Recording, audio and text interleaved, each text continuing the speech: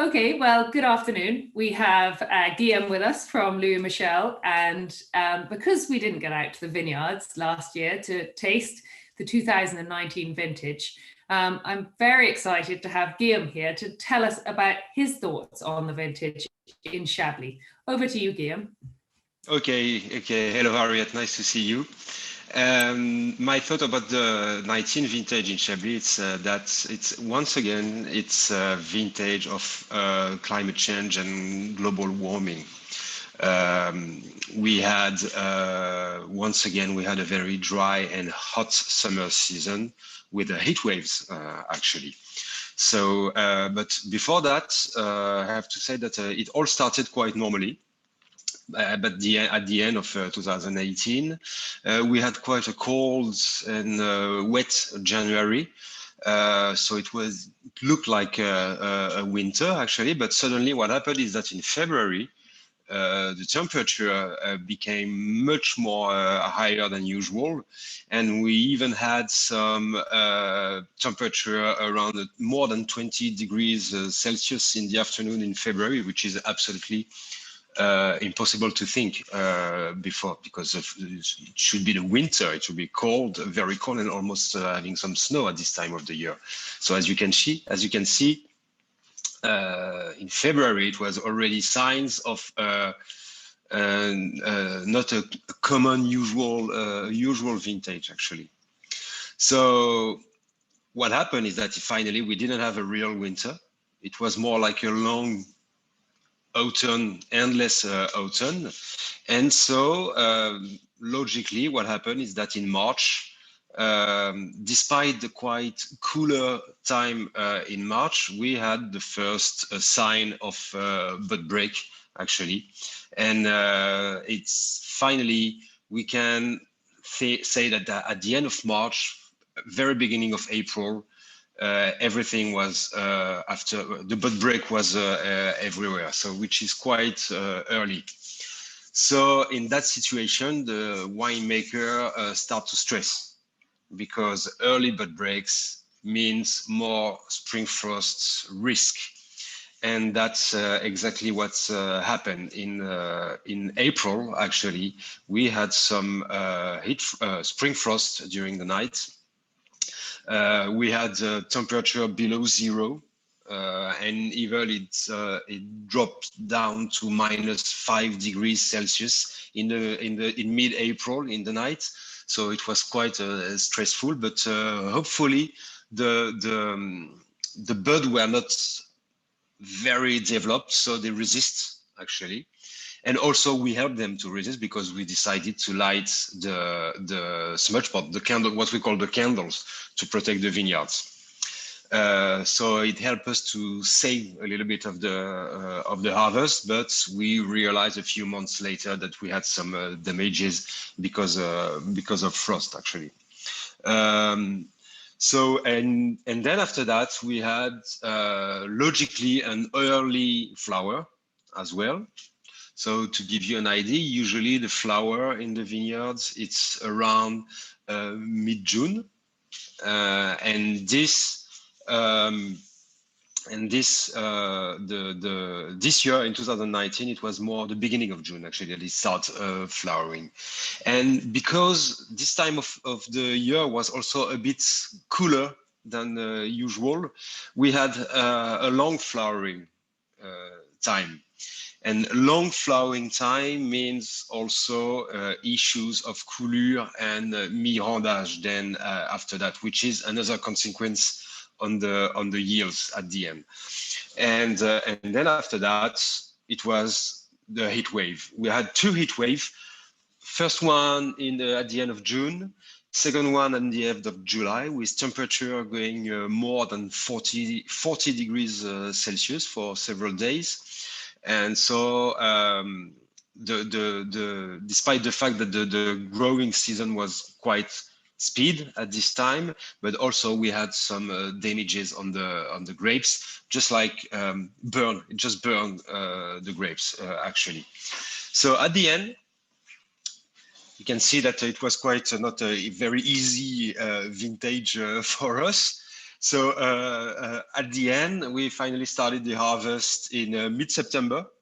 I think we started around the 14th or 15th of September. Quick harvest because it's all finished on the 21st of September. So let's say about 6-7 days of harvesting.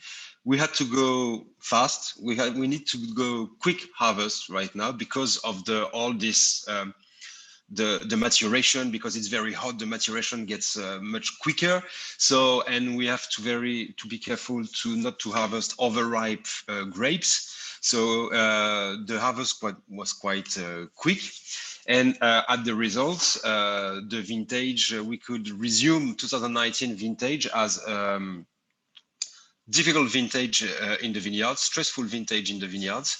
The yields were down by, at the estate, about 25%, especially on the Premier Cru, actually, because the Premier Cru are on the southwest facing part of the vineyard, which means afternoon sun. So the effect of the sunburn is much higher on the Premier Cru than on the basic Chablis or Petit Chablis, which grows more on the north facing part of the vineyard, so which is more a morning sun. And so, but in terms of wine, I have to say that despite all of this, the wine have, so of course the wine have a very nice concentration. The acidity, we could think that the acidity will drop because of the heat wave and so over maturity, but the acidity is still decent.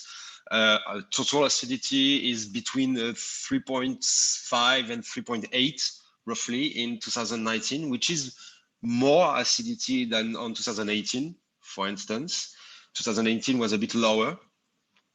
Of course, because of this, we have high alcohol level, which means for us, okay, we are in Chablis, we are in the north. So when I say high alcohol level, I'm talking about 13 degrees of alcohol for the straight Chablis and the straight and the Petit Chablis, which usually are more like 12.5. So it's not, you know, it's not a very high alcohol level, but for us, it's something it's a bit higher than usual. And on some Premier and Grand Cru, it can go up to 13.5, 13.8 degrees of alcohol, but nothing is above 14 in Chablis at the estate. The wines are, I really enjoy the wine. I think it's because of this acidity that we have and because of this nice maturity. I think the balance is just very interesting. The balance is perfect. You have less, maybe less vintage effect on the wines that you could have in 2018, for instance, because 2018, the vintage effect was a bit more, has more influence on the terroir than in 2019, which means that the 18 should be, you should wait a little bit in the cellar to drink the 18, by the way. And the wine so they have a nice concentration and very nice terroir expression as well in the wines. Yeah, so the south-facing part, which are the Montée de Tonnerre, for instance, which is very southwest, they have a bit more. Of course, they have more concentration than the southeast facing Premier Cru, just like the Mormain, for instance. So the terroir of Montée de Tonnerre expresses very well its concentration, its power, its the complexity actually. So it's very interesting. And on the other side, in Mormain, for instance, or in Forêt, for instance, when it's a cooler area, the finesse of the wine is very present in the wine. So I think that so of course it's young now to taste, but when you taste, I already see and recognize all the different main characteristics of the terroir. So to me, it's the sign of a very interesting and good vintage, because I'm happy when I produce terroir-driven wines, as you can imagine. So the good news is that now, because now we have a little bit of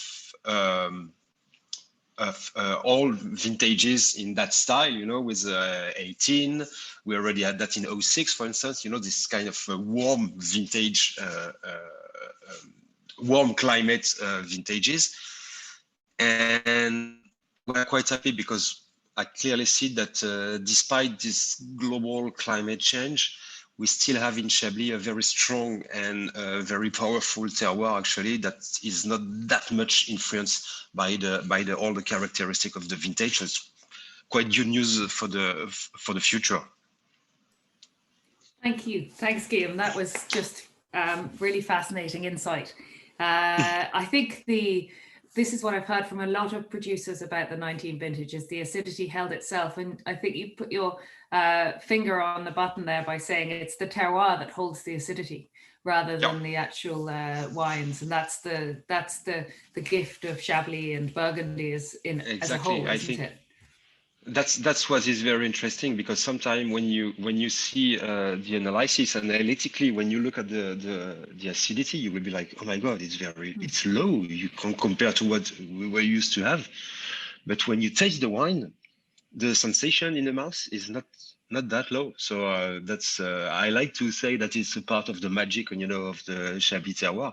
And I clearly remember 2015 vintage, for instance, where the acidity were quite low, but when we were tasting the wine, it was still the wine were still this freshness and the acidity, the perception. So, and that's the most important.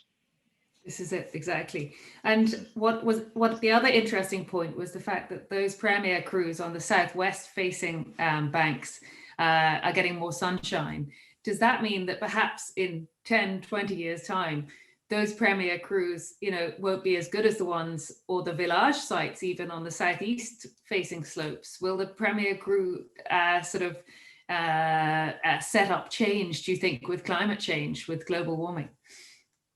Yeah, we're gonna have a change, you know, and we can think that the premier cru that are the most south facing, they will need a very strong terroir to keep their identity, actually, to fight against this vintage effect on the wines. And there is another good example, is that if you go into the Grand Cru Vaudésire, for instance, our Grand Cru Vaudésire is, because the Vaudésire Valley actually has two slopes, and one slope is north facing in this valley. And that's where our Grand Cru Vaudésire is located. And yes, we can see clearly that the fact that it's north, it helps us a lot to keep freshness in the wine. But also we see that in terms of maturation, now there is a difference compared to what we have back in the past. 25 years ago, when we used to harvest our Grand Cru, roughly everything was ready for pickup at the same time. The Grenouille, the Clos that are south facing, and the Vaudésire, which is north facing, it was all ready for pickup roughly at the same time, between 2 or 3 days, let's say. Now, today, the difference between the south facing Clos and Grenouille and the Vaudésire is much longer. It's very often, quite regularly, you have to wait almost 1 week after picking up the Clos and Grenouille before going and pick up the Vaudésire. So this time is totally changing. But what's changing is that it's the Clos and Grenouille that we have to pick earlier. It's not the Vaudésire that is later, actually. So it is very interesting. Yeah. So your secret message there is the Vaudésire is the one to watch for the future. It's your future proofing of climate change. That's it. Yeah, right. Got it. Yeah. Thank you so much, Guillaume. I think that will answer a lot of questions about Chablis in the 2019 vintage for our customers and our friends. So I really appreciate your time, and I really hope that I get out to visit you in November this year. Let's just hope they get the vaccines. It will be. Definitely. No, in November it will be possible. I can't imagine if that is not possible. We'll touch wood now and hope. Yes. Thank you very much. I'm in my office. It's the only part of the domain when we have some wood. So keep your hands firmly on it. Touch it as well. Yeah.